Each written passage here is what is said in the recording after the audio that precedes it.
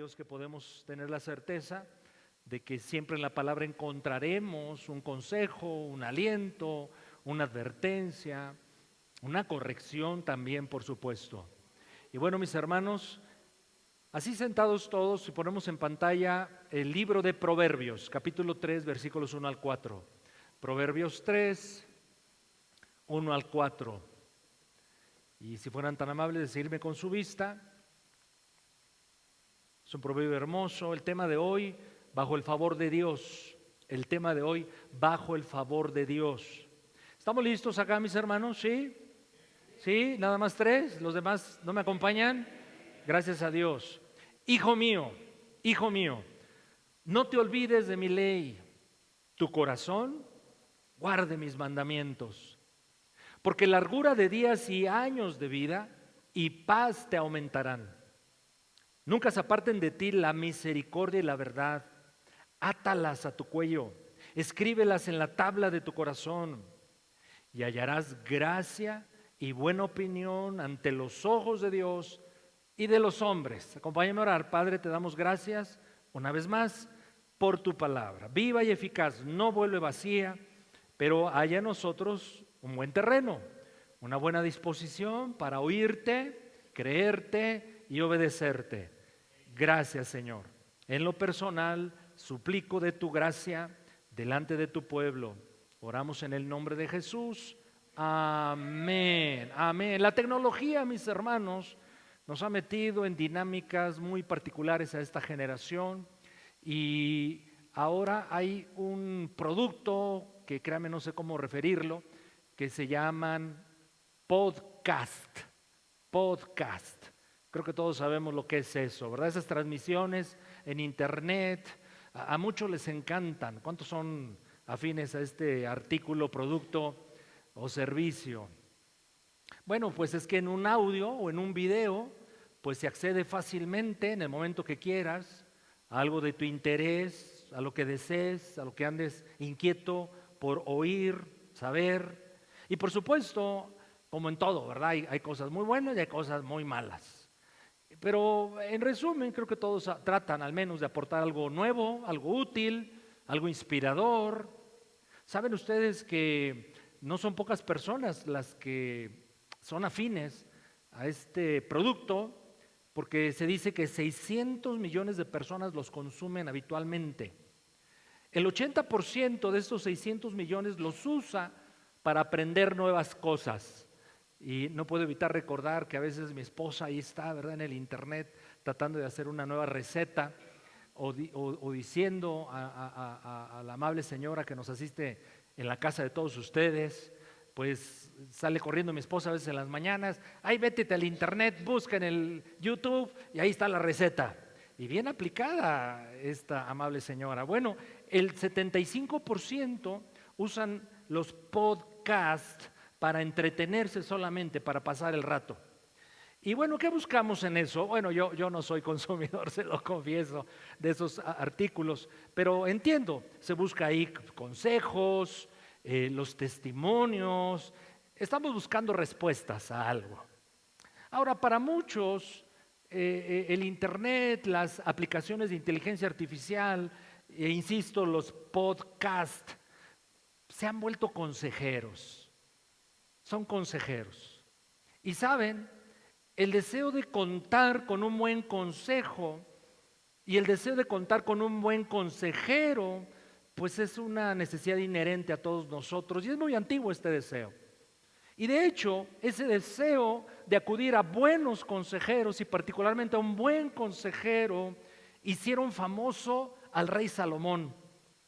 Si Salomón hubiera vivido ahora, tendría el mejor podcast, se lo aseguro, sin duda alguna.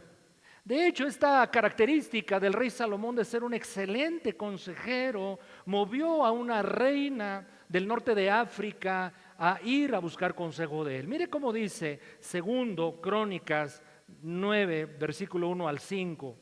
¿Por qué era famoso Salomón?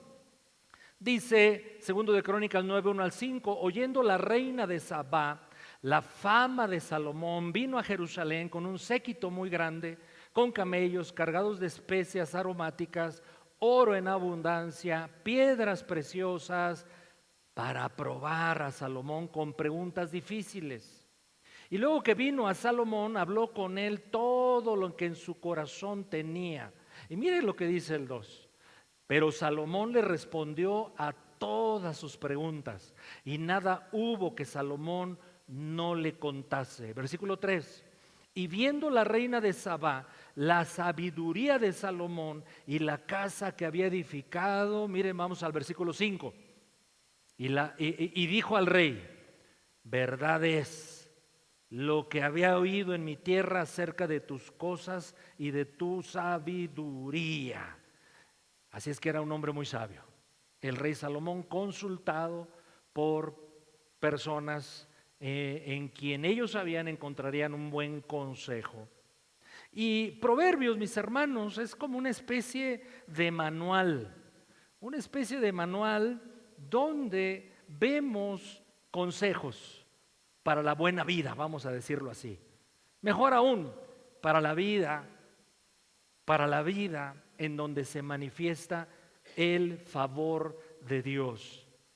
Y hoy vamos a esta porción del capítulo número 3 de Proverbios, donde inicialmente leemos que se presenta un padre hablándole a su hijo. ¿Qué quiere un padre para el hijo? Bueno, lo mejor. Y pienso que una de las mejores herencias y cosas y actividades que podemos hacer en favor de los hijos es darles sabios, buenos consejos. Y es que este padre al hijo le quiere enseñar sabiduría. Y es que la sabiduría bíblica, la sabiduría de Dios, mis hermanos, tiene una básica y elemental implicación, es la más importante: tener una buena relación, una correcta relación con Dios. Sabiduría en diferentes contextos puede significar diferentes cosas, pero la sabiduría, particularmente del libro de Proverbios, tiene que ver con esa capacidad de mirar, ver y encarar toda situación de vida desde la perspectiva de Dios. Y esta sabiduría nos ayudará a entender qué es bueno, qué es malo, discernir entre lo verdadero y lo falso. Yo quiero, mis hermanos, que consideremos, reflexionemos en estos primeros 10 versículos del libro de Proverbios, capítulo número 3. Y en cada uno de los bloques de estos 10 versículos vamos a encontrar que hay pares. Están diseñados, registrados para que se lean en porciones de pares. Es decir, versículo 1 y 2, versículo 3, 4, versículos 5 y 6, etcétera. Y donde vemos claramente una instrucción y una consecuencia. Instrucción y consecuencia. Regresemos nuevamente al versículo 1 y 2. Hijo mío, comienza diciendo el padre a este hijo: hijo mío, no te olvides. Es la primera instrucción. No te olvides, es el primer consejo. Anda, dile al que está a tu lado, dile por favor, no te olvides, por favor, no te olvides, no te olvides, porque el Señor sabe que somos olvidadizos. No te olvides, es el primer consejo. ¿Por qué? Porque hay un riesgo real de olvidarnos de las cosas de Dios, de la voluntad de Dios, de la palabra de Dios. Y así lo enseña y lo retoma prácticamente toda la Biblia. Y el apóstol Santiago, mire, este pasaje es importantísimo, de Santiago capítulo número 1.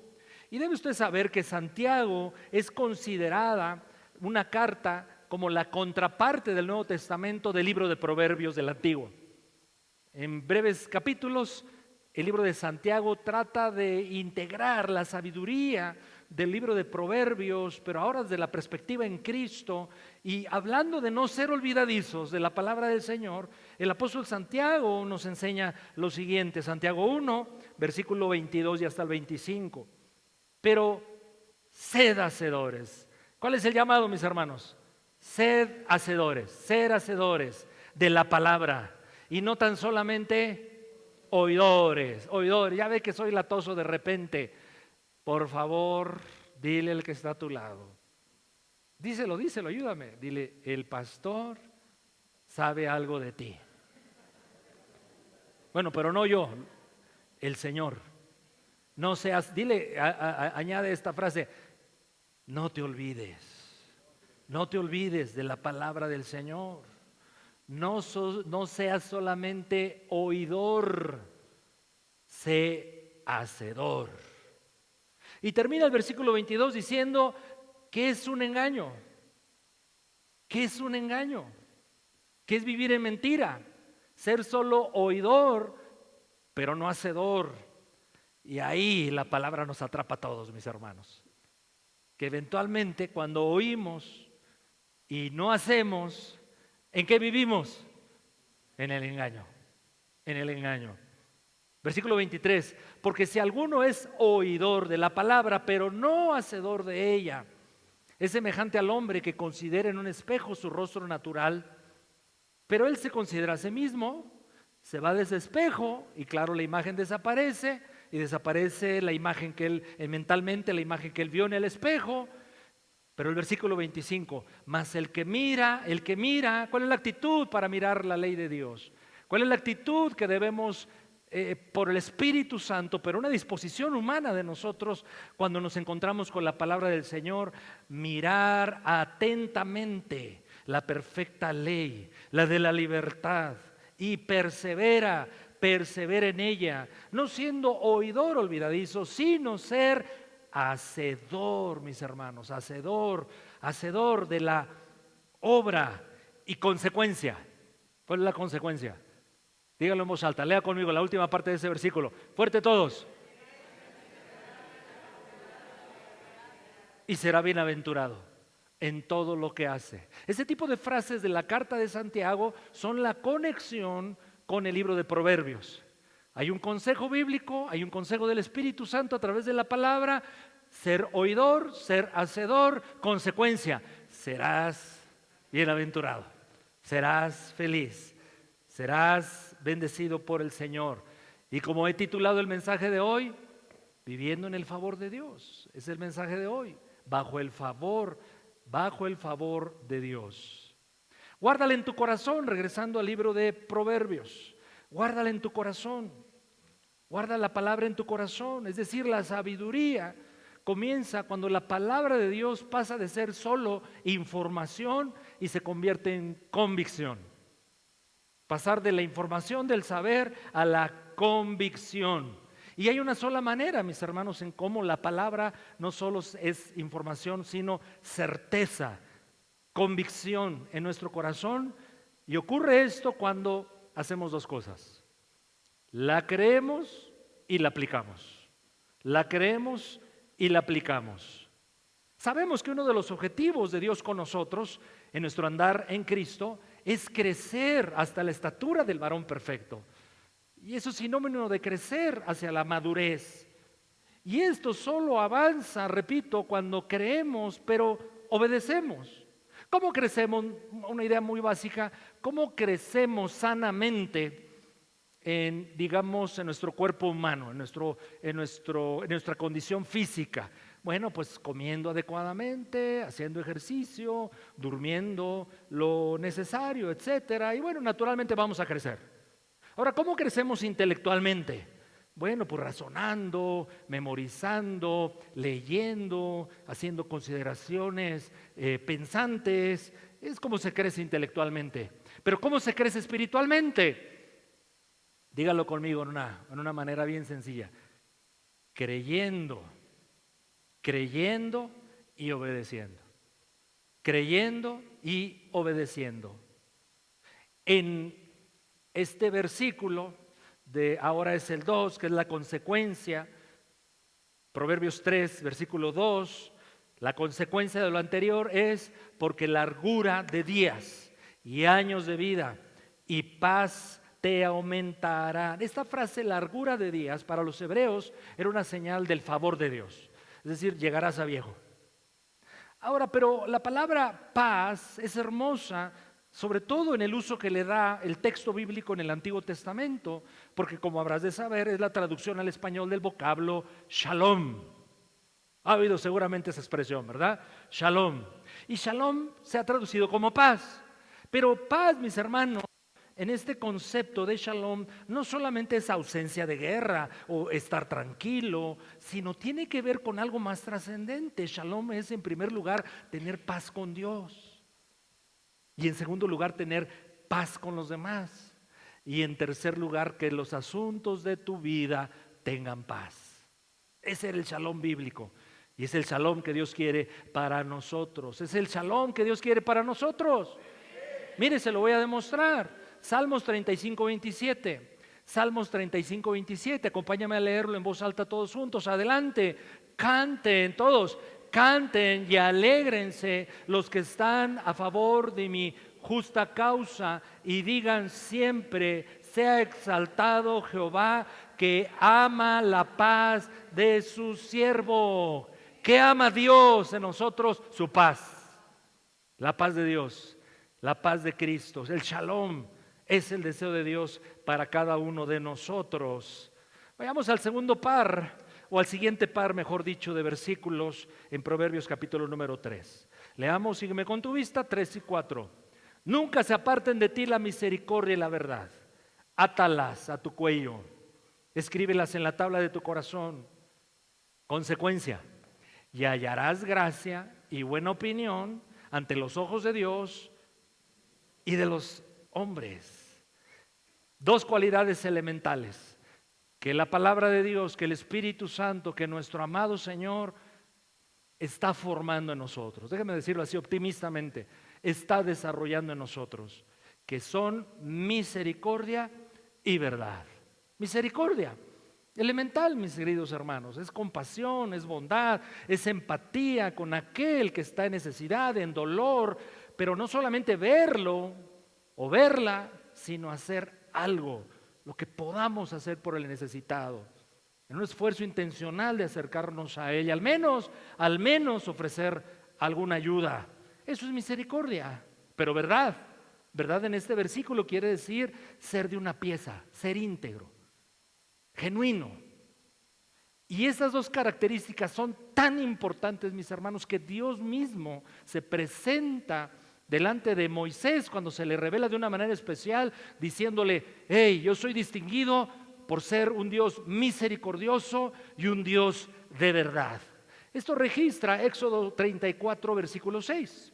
Éxodo 34, versículo 6. Diciendo el texto: y pasando Jehová por delante de él, Moisés, Dios proclamó: Jehová, Jehová. Jehová es fuerte, mis hermanos. Amén, es fuerte, es todopoderoso. Pero ante esta, o junto a esta cualidad de nuestro Dios, Él conecta con características valiosísimas que le distinguen, de las cuales nosotros somos objeto. Él es fuerte, sí, pero Él es misericordioso y piadoso. Él es, diga conmigo, gloria a Dios, tardo para la ira. Y diga gloria a Dios, porque si Dios no fuera tardo para la ira, dile al que está a tu lado: de seguro tú no estarías aquí, ya hubieras desaparecido. O alguien defiéndase y diga: no, pues tú estás peor.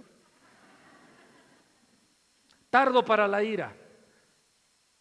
Y termina el versículo diciendo, está hablando Dios, son de esos textos extraordinarios porque es Dios mismo hablando. Y grande en misericordia, pero ¿cómo termina el versículo? En verdad, porque Dios es íntegro, Dios es veraz, Dios es fiel, Dios es genuino, Dios es puro, Dios es santo, Dios jamás miente, Dios jamás concibe algo malo. Ese es nuestro Dios. Pero misericordia y verdad siempre van de la mano. Ser misericordioso y verdad, actuar y decir verdad. Porque miren, mis hermanos, dígame si no es cierto esto. Si aplicamos misericordia sin verdad, esto puede resultar en consentir cosas que no deben ser consentidas. Esto hacen los alcahuetes. Hacen misericordia, pero no confrontan con la verdad.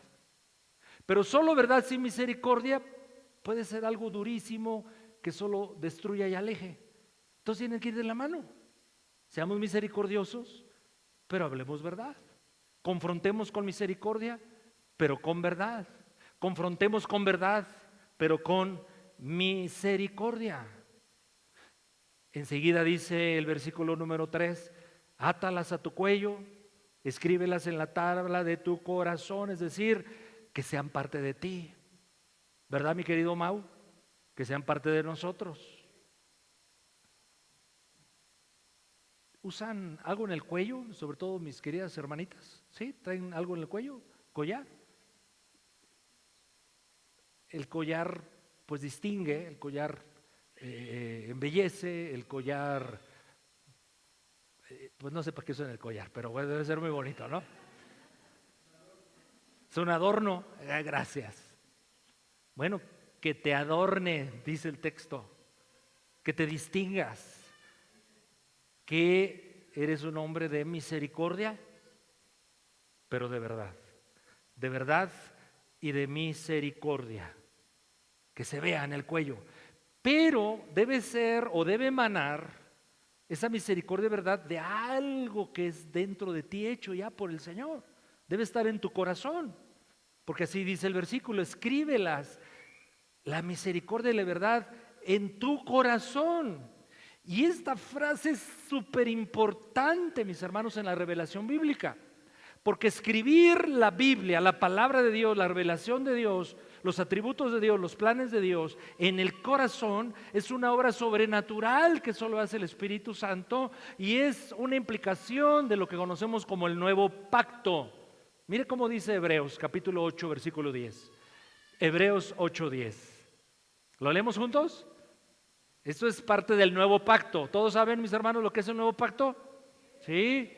Dios se rigió a través de pactos con ciertos personajes del Antiguo Testamento, con Israel, pero ahora hay un último, un perfecto, un eterno pacto que Dios hizo con su iglesia, con los creyentes a través de Cristo Jesús. Y un efecto, una obra en este pacto es esto que leemos en Hebreos 8:10. Adelante todos, por favor. Por lo cual, este es el pacto que haré con la casa de Israel después de aquellos días, dice el Señor. Pondré mis leyes en la mente de ellos y sobre su corazón las escribiré y seré a ellos por Dios y ellos serán a mí por pueblo. Dios ve en tu corazón su palabra escrita y Dios concluye, por así decirlo, ¿verdad? Este es mi pueblo, estos son los míos. Yo soy su Dios. ¿Cómo hace esto Dios? En verdad es una obra que solo Dios puede hacer. Que Él grabe en el centro de mis pensamientos, emociones, decisiones, voluntad, su palabra. Es una obra, es una prerrogativa exclusiva de Él. Y sin embargo, implica nuestra participación voluntaria. Dios lo hace, lo va a hacer, pero cuando nos disponemos a decirle, Señor, y a decidir, diciéndole, Señor, graba tu palabra en mi corazón, lo oramos, lo suplicamos, lo creemos obviamente, y es como mi hermano Dios aprovecha, no sé si el término sea correcto que Dios aproveche, ¿no? Dios es todopoderoso como para limitarlo a esta expresión, pero Dios entonces hace su obra. Si tú le dices, Señor, aquí estoy, soy cabezón, soy testarudo, la verdad, Señor, a veces desobediente, a veces rebelde, pero Dios con toda sinceridad, genuinamente, Dios graba tu palabra en mi corazón. Es algo que continuamente, mis hermanos, debe promover en nosotros hacer delante del Señor. Y el pasaje promete dos cosas. El pasaje promete dos cosas en el versículo número 4. Cosas, mis hermanos, que el dinero no puede comprar, que son mucho mejores que el dinero. Gracia y buena opinión. Gracia y buena opinión. ¿Ante quién, mis hermanos, nos conviene y queremos estar con buena opinión delante de Dios, pero también de los hombres. Claro, Dios es primario, es primordial, es fundamental, pero vivimos en una sociedad con la cual interactuamos todos los días. Y gracia, pues es algo, y de ahí obtuve, me inspiré el título del mensaje de hoy: gracia es favor, aceptación, agrado. El título del mensaje, lo recuerdo: bajo el favor de Dios. Gracia, agrado, pero buena opinión. Una expresión sinónima a buena opinión sería buena reputación. Que los que refieran algo de ti, mi hermano, sean cosas muy buenas. Qué terrible, ¿verdad? Cuando un día estemos siendo velados, cuando muramos, y den la palabra al público ahí presente y se pida que expresen algo del difunto, del velado, en honor de quien se está tomando un cafecito, y se le dé la palabra a cualquiera. ¿Y qué puedes decir de fulano, de sutana? Pues puedo decir, y rascándose la cabeza, ¿verdad? Porque sabe que a lo mejor un pillo, un pícaro, un malandrín en su vida. ¿Qué digo? Pues que planchaba bien las camisas, o que sabía cambiar la llanta del carro cuando se poncha, no lo sé, pero que diga: no, esa persona, fue un honor haberle conocido. Íntegra, dispuesta, trabajadora, noble, se parecía al Señor, era congruente. Bueno, cuando no tenemos que esperar a morirnos, mis hermanos, para que hablen bien de nosotros. En vida, como decía el poeta mexicano, que se distinga el hijo y la hija de Dios porque tiene buena reputación, buena opinión, gracia. Los versículos 5 y 6 es otro par importante de versículos. Hay instrucción y hay consecuencia. Fíate de Jehová de todo tu corazón y no te apoyes en tu propia prudencia. Reconócelo en todos tus caminos y Él enderezará tus veredas. Si observas, mis hermanos, hasta este momento, en los versículos anteriores, es como si Salomón, el escritor del pasaje, nos lleva en un proceso que va cada vez más hacia arriba, un proceso ascendente. Comienza diciendo: no olvides la palabra, que esté en tu corazón, distínguete por hacer misericordia y verdad. Y eso te lleva a confiar más en Dios, a crecer en tu relación con el Señor. Fíate de Jehová de todo tu corazón. Ahora, aquí hay algo muy importante y grave a la vez, que a mí me pega, se lo confieso. A mí me confronta esto muy fuerte. Porque, ¿qué es lo contrario a confiar? Desconfiar. Entonces, a ver, ¿qué le parece este planteamiento? O confío en Dios o desconfío de Dios. O confío en el Señor o desconfío de Él. Y yo sé que a usted eso no le pasa, porque yo desde aquí lo veo a todos con una aureola, están radiantes, casi están en el monte de la transfiguración, todos ustedes. Pero a mí sí me pasa, mis hermanos, que a veces desconfío de Dios, sobre todo cuando las cosas no están bien, cuando recibimos el impacto de una noticia que sobrecoge. Y la consabida reacción terrible, yo oro mucho a Dios por eso, ore por mí, se lo digo bien en serio. A veces bromeo, pero ahora se lo digo bien en serio. Señor, esa pregunta es, ¿a poco no es tormentosa? Señor, ¿por qué yo? Si soy tan bueno, ¿por qué a mí? ¿Por qué a mí, Señor? Y es una expresión de desconfianza. Y es ahí donde me pega el Señor siempre. Tengo que trabajar, Señor, ayúdame, dame de tu gracia. Pero ¿cómo crece uno en confianza con una persona? Dios es una persona. Conociéndole. No hay otra forma. Yo no puedo confiar en quien desconozco. Y entonces el golpe que a mí me da el Señor y su Espíritu y su palabra es: entonces no me conoces como yo quiero que me conozcas. ¿Cómo andaremos en ese tema, mis hermanos? Conocer más al Señor es la clave para confiar. Eso, mis hermanos, no se puede imitar. Eso no se puede generar artificialmente. Fluye. Como dicen ahora los chavos, es un flow. Así dicen luego, ¿no? Que no entiendo todavía qué significa. Fluye, fluye, fluye naturalmente la confianza entre personas. Oh, qué lindo es poder tener esta relación con nuestro Señor. Crecer en conocerlo, en experimentarlo, en verlo obrar, que esté presente en toda situación de vida y ver cómo Él trabaja en medio de lo cotidiano, simple o complejo.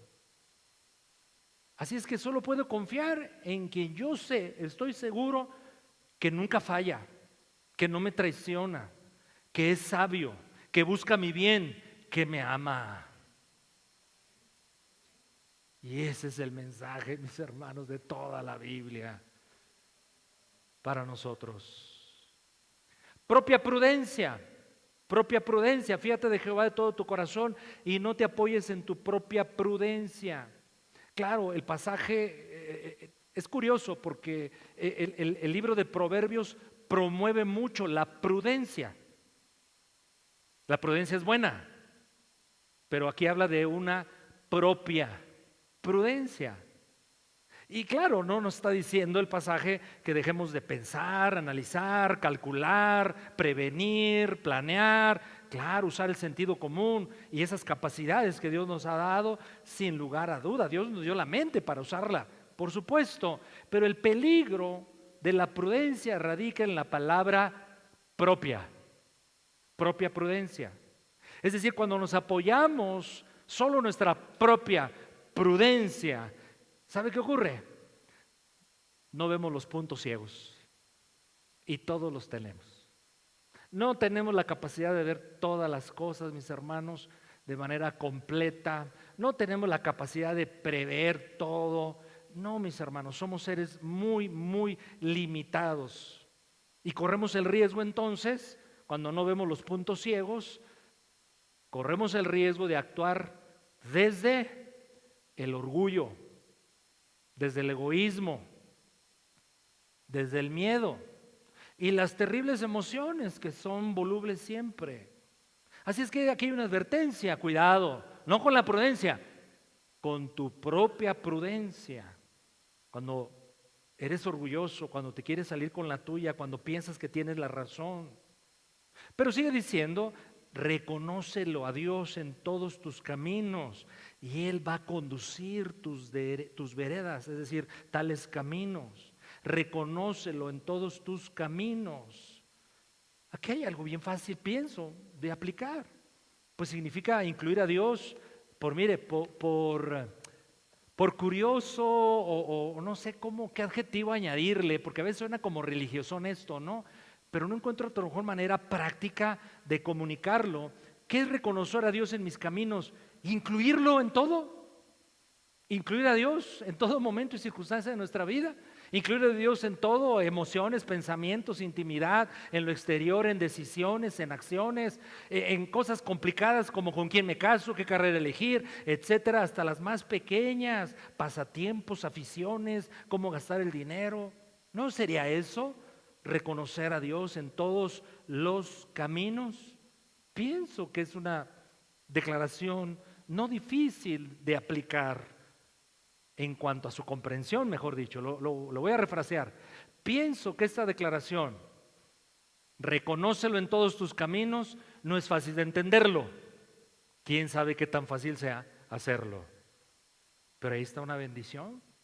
¿Cómo se llama el título del mensaje de hoy? Bajo el favor de Dios. Bajo el favor de Dios. Y ahí está una garantía. Porque ¿quién no quiere el favor de Dios, mis amados?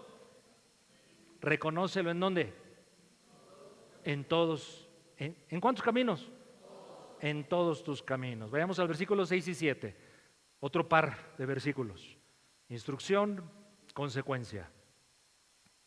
No, me equivoqué, ¿verdad? 7 y 8. No seas sabio en tu propia opinión. Es la misma idea anterior, ¿verdad? No seas sabio en tu propia opinión. Es decir, No, no te lo sabes todo, no conoces todo. Necesitas consejo de Dios y eventualmente de otros. No seas sabio en tu propia opinión. Ahora, aquí en mi Biblia, yo tengo, después de la palabra opinión, hay una B chiquita.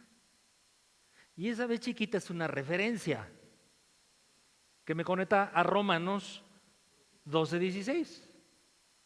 Y bueno, fui a Romanos 12:16 y me gustó o me lo entendí mejor leyéndolo en la Nueva Versión Internacional. Si ponemos ese texto, por favor. Romanos 12:16 en la Nueva Versión Internacional. ¿Me acompañan a leerlo? ¿Sí? ¿Vamos bien? Adelante todos. Vivan en armonía los unos con los otros. No sean arrogantes, sino háganse solidarios con los humildes. Y mira la última expresión. Qué clara está, ¿no es cierto? Miren, no se crean los únicos que saben. Qué práctica está la aplicación que el apóstol Pablo hace a este texto. No nos lo sabemos todos, mis hermanos.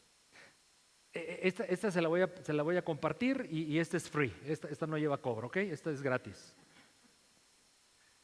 He observado, y no mi opinión tiene que ser determinante, solo le comparto mi experiencia, que a través de los años, el elemento el elemento más determinante para detener el crecimiento en Cristo es pensar, ya me lo sé. Ya me lo sé. Eso lo he visto una y otra vez. Ya me lo sé. Eso ya lo sé. ¡Pum! Orgullo.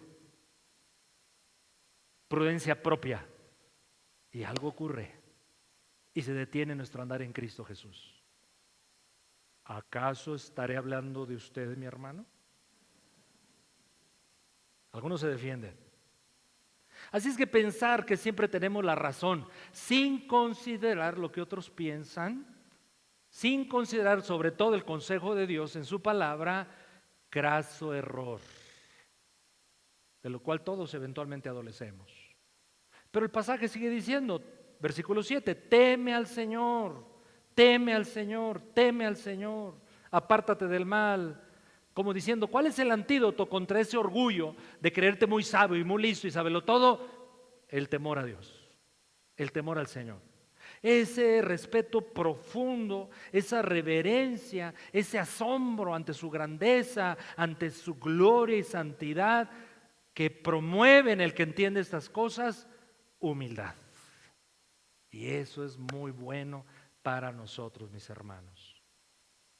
El siguiente bloque de versículos. O el siguiente versículo, mejor dicho, el 8. Es la consecuencia, ¿verdad? ¿Sí? Instrucción, consecuencia. ¿Muy bien? ¿No lo he perdido? Lea conmigo entonces, porque será medicina tu cuerpo y refrigerio para los huesos. Si nos enfermamos, personajes bíblicos se enfermaron, muchos murieron de enfermedades. Es una consecuencia del mundo caído. Recuerde que el pecado entró por un hombre y con el pecado la muerte.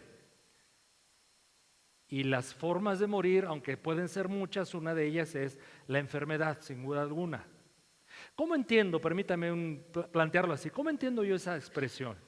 Medicina para el cuerpo. Yo pienso es esto. Vivir bajo el diseño de Dios es el mejor tratamiento preventivo para la salud. ¿Por qué? Pues es natural, mis hermanos. Porque si tienes paz en tu corazón, paz con Dios, paz con los demás, claridad de mente, pues tendremos por consecuencia mejor condición física, sin duda alguna. Pero insistir, mis hermanos, porque a veces este tipo de pasajes los llevamos a un extremo sin ver el resto de la revelación bíblica y pensaríamos que es una enfermedad contra toda enfermedad. Y no es así. Pienso que lo que está diciendo el consejo de Salomón es, ¿quieres tener una vida más saludable? ¿Sí? ¿Más disfrutable? más estable, que tengas paz, bienestar. Claro, sí, sí queremos. Bueno, entonces sigue los consejos de la palabra del Señor, pero particularmente los de Salomón. Vayamos por último al último par de versículos, 9 y 10. 9 y 10. Honra a Jehová con tus bienes, con las primicias de todos tus frutos. Consecuencia, y serán llenos tus graneros con abundancia, y tus lagares rebosarán de mosto. La palabra honra tiene la idea de dar peso, valor, importancia a algo, a alguien. Creo que todos conocemos el mandamiento con promesa de la palabra del Señor. ¿Lo recuerdan cuál es? Mandamiento con promesa, ¿cuál es? Trate bien el pastor y le irá bien, ¿no? ¿Verdad? No es ese. Honra a tu padre y a tu madre. Este es el primer mandamiento.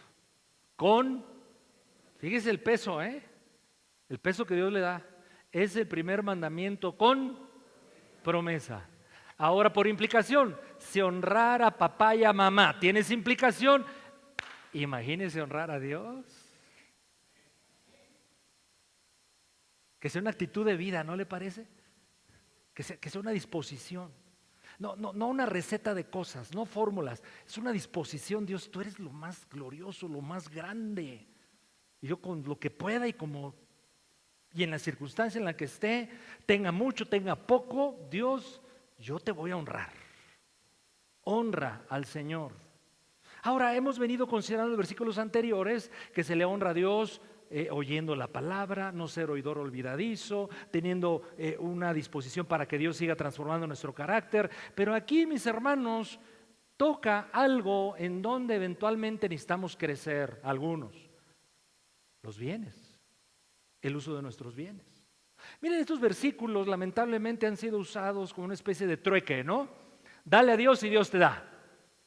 Y se lo tengo que decir, hay toda una corriente que ya se conoce como el evangelio de la prosperidad, muy socorrida lamentablemente en nuestros tiempos, donde en esencia se abusa de los creyentes, de las iglesias, para con ese tipo de textos mal entendidos, mal aplicados, exagerándolos y manipulando a los creyentes, le sacan la lana. Dale a Dios y Dios te va a dar. No es eso lo que está diciendo Salomón. Va mucho más allá. Es mucho más profundo. Y se ha hablado antes de misericordia, de verdad, de genuino, de integridad, de prudencia. Evidentemente, mis hermanos, no lo veamos como un trueque. Nunca hagamos este trato utilitario económico con Dios. Más bien pienso, se trata de demostrarle a Dios en las maneras posibles el valor que Él tiene para nosotros. Y como aquí refiere bienes, pues particularmente se refiere a la administración y asignación de nuestros recursos.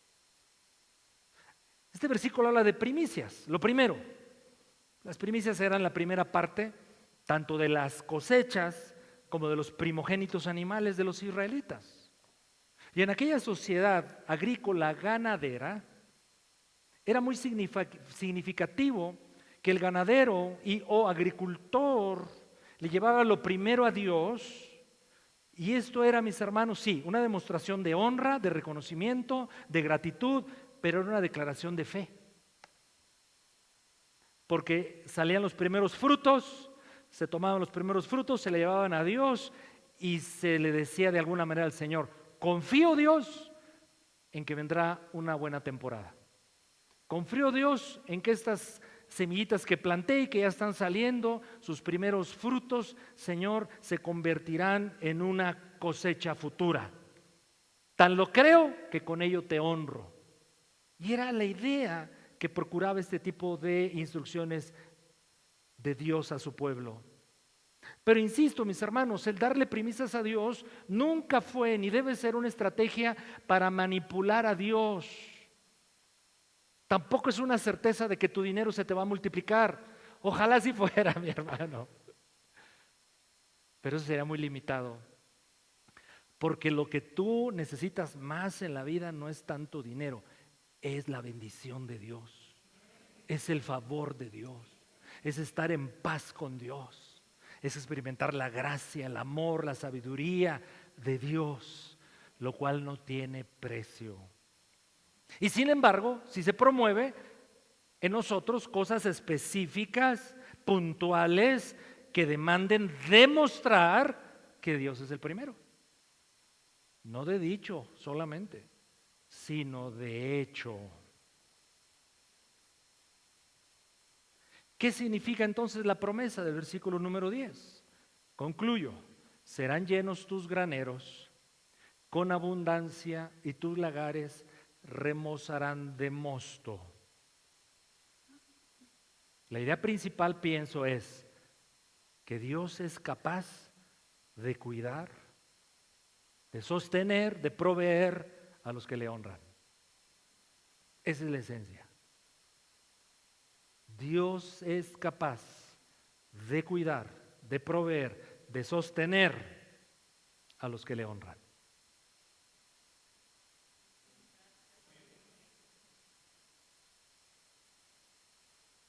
Imposible no terminar con esta conexión. El Nuevo Testamento nos revela que la sabiduría de Dios, y que fue tan buen maestro Salomón para comunicarla a través de sus libros, y Proverbios es por excelencia uno de ellos, la sabiduría, mi hermano, se encarnó en una persona, nuestro Señor Jesucristo. De Él revela el Espíritu Santo a través de los apóstoles. Él es la sabiduría de Dios. Así es que la mejor forma de conectarte con la sabiduría y andar con una vida sabia es estar en Cristo Jesús. Y esa es otra de las razones por las cuales el Señor dice: yo quiero que ustedes sean como mi Hijo Jesús. Yo quiero formar el carácter de Cristo en ustedes. Prácticamente todas las cartas del Nuevo Testamento, de manera directa o indirecta, apuntan a ese objetivo. Cristo en nosotros, formándose en nosotros. Y entre otras cosas es porque es la única manera en que podemos vivir la vida sabia, como Dios le agrada. Y con ello, ¿cómo se llama el mensaje de hoy, mis hermanos? Y con ello vivir bajo el favor de Dios. ¿Oramos? Te damos gracias, Señor, por tu palabra. Bendito sea tu nombre, Señor. Espíritu Santo, solo tú lo puedes hacer. ¿Quién más? Pero tu palabra. Haya en cada uno de nosotros corazones anhelantes y dispuestos a abrazar la sabiduría de Dios, tan claramente revelada en la palabra. Pero, Señor, todo tiene un punto de partida, un fundamento, que es la roca, es la roca sólida, que es nuestro Señor Jesús. Señor Jesús, yo quiero hoy que nos motivemos a reforzar nuestro anhelo y aspiración, pero trabajo firme y valiente en ello, de que te formes en mí, Señor. Fórmate en mí, Señor. Porque Cristo en mí es la única manera como puedo agradar a Dios y dar fruto en todo lo que soy y en todo lo que hago. Eres tú, Jesús, la sabiduría encarnada, pero vives en mí por tu Espíritu Santo. Señor, graba, como leímos en alguna porción y como ratifica el nuevo pacto en Cristo, graba en la tabla de mi corazón tu ley, tus preceptos, vida, la vida dentro de mí que fluye y se expresa en una forma de ser, de pensar, de actuar, de sentir, de decidir. Sí, Señor Jesús. Y ver que la honra hacia tu nombre no es una especie de trueque, toma y daca, no. Es algo muchísimo superior a esto. Es cuánto tú vales para mí, cuán grande tú eres delante de mí. Sí, Señor. Y no necesitamos dictar fórmulas, simplemente, Señor, partiendo del genuino anhelo de demostrarte lo valioso y grande que eres para mí, eso se traduzca en acciones muy concretas. Gracias, Señor. Gracias, Señor, porque el anhelo nuestro, mira, Dios, el anhelo de aspirar a tu favor en nosotros no surge solo de un genuino deseo que tenemos como hijos de Dios.